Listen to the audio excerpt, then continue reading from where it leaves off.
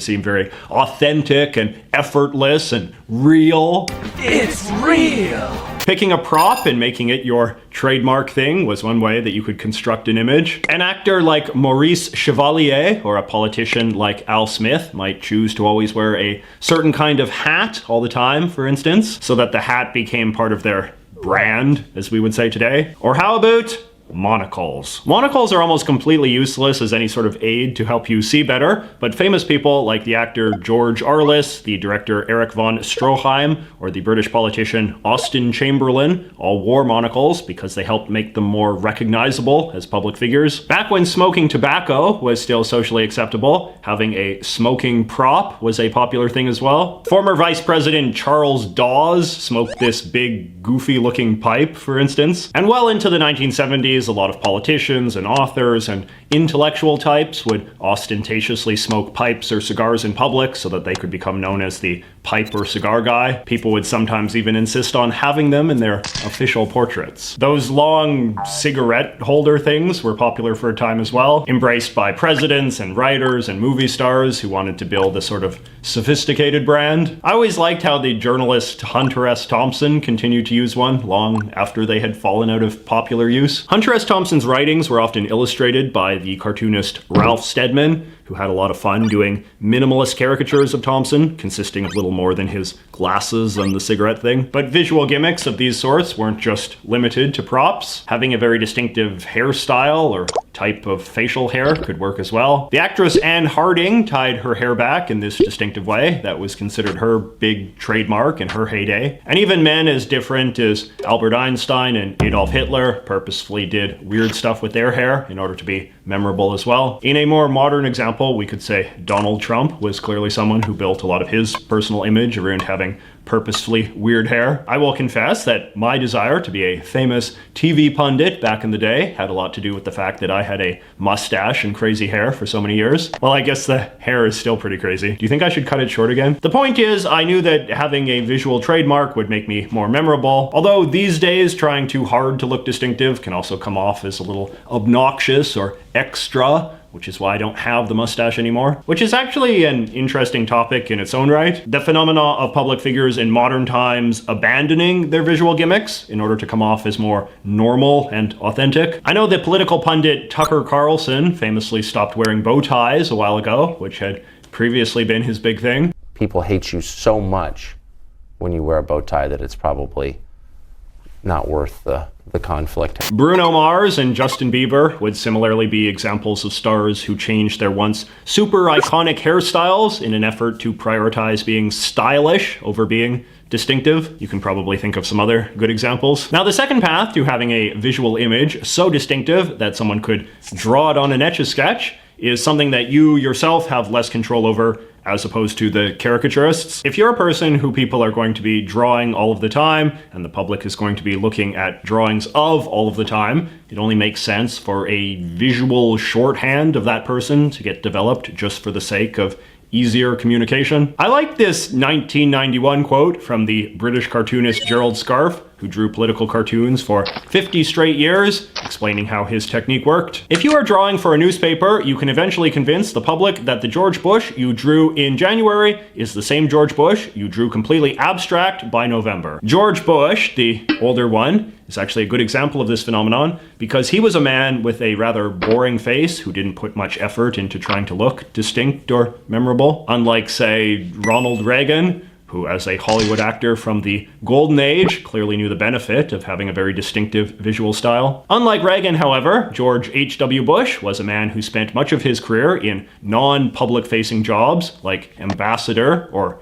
head of the CIA, where we can assume personal brand matters a bit less. But he still wound up as president anyway, which posed a challenge for cartoonists who were used to drawing more flamboyant politicians. So what happened is what usually happens in these sorts of cases. The caricatures of Bush just gradually got more stylized and abstract until the cartoonists of America had established a kind of George Bush symbol that everyone had been conditioned to accept. It was a symbol that looked something like this, with a thin head, pointy nose, and big glasses. This was eventually what you would come to see in all of the newspaper cartoons and other stylized depictions of him in the media. If you had shown people this picture of Bush when he was in an earlier phase of his political career, I'm not sure that many people would recognize it as him. Bush didn't wear particularly large glasses, and he didn't even wear them full time. In fact, he quite explicitly did not like wearing his glasses in public because he thought they made him look old and weak, but they became his symbol anyway because they were helpful in filling a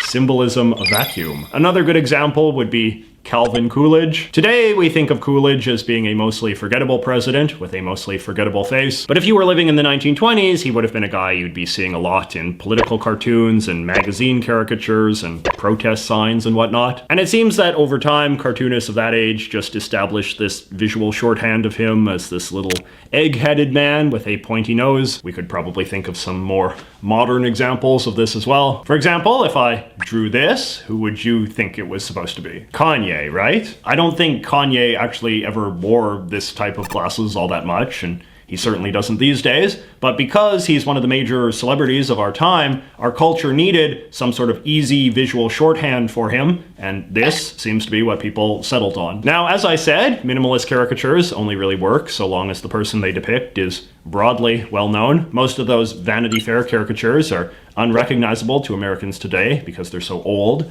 but the same phenomenon can just as easily happen when you come across a minimalist caricature from a country or culture you're not familiar with. For example, this is a very iconic poster from French history used during a famous 1968 student protest against the government. And do you know who this guy is? It is the old president of France, Charles de Gaulle. This is actually a sort of fun example of both sorts of celebrity iconography mixing. On the one hand, the first clue it's de Gaulle is this little cylindrical French army hat, which he wore all the time as part of his effort to construct an image of himself as this heroic military man. And then meanwhile, we also have this giant nose, which reflects how French cartoons of de Gaulle during his long career gradually emphasized his nose more and more, until eventually you could just draw a big nose with an army hat and every French person would know it was the president. This protest poster here is even more abstract. I don't even think most people would know that this is supposed to be a person, unless you were deeply familiar with French iconography of the late 1960s. But then again, I'm sure that a lot of French people could look at this drawing of the same period and have no clue it was supposed to be Richard Nixon. During the 1970s, there was a famous political cartoonist in Pakistan who went by the name Vi L and basically only drew in these very crude, minimalistic caricatures. This was how he drew their prime minister of the time,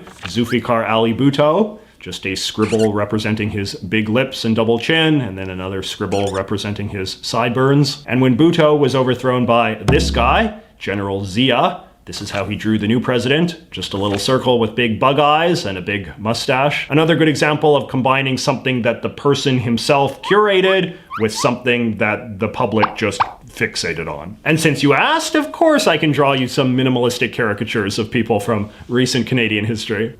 Hopefully, if you are a Canadian like me, you can recognize these two. Here is the answer. This probably means nothing to you if you're not Canadian, and even if I show you photos of these two men, it will probably still seem unimpressive, just because, again, you haven't had any reason to become literate in Canadian caricature code. Now, you might think that this internet age of ours has been a golden era for minimalist caricatures, what with all of the memes and whatnot, but it doesn't seem like that's been the case at all in reality. For whatever reason, meme culture seems more obsessed with satirizing and stereotyping kinds of people rather than specific celebrities. And if memes ever do feature real people, they usually just use photos rather than drawings, which is personally part of the reason why I do not find memes all that fun, because I just don't think there's that much artistry to them. But that's just me. All right, so I got a couple of discussion questions for you all. The first is for those of you who come from exotic foreign lands. Can you think of some public figures in your country, past or present, who could be reduced to a minimalistic caricature of just a few lines or shapes that everyone in your community would recognize? And second is a question for everyone. Can you think of some internet celebrities, like YouTubers or other social media stars, who you think have become a very iconic visual symbol, either through deliberate effort on their part, or because satirists have just turned them into one? Because I think it could be fun for a future video to see how many internet people I could draw minimalistic caricatures of. But I need your help first.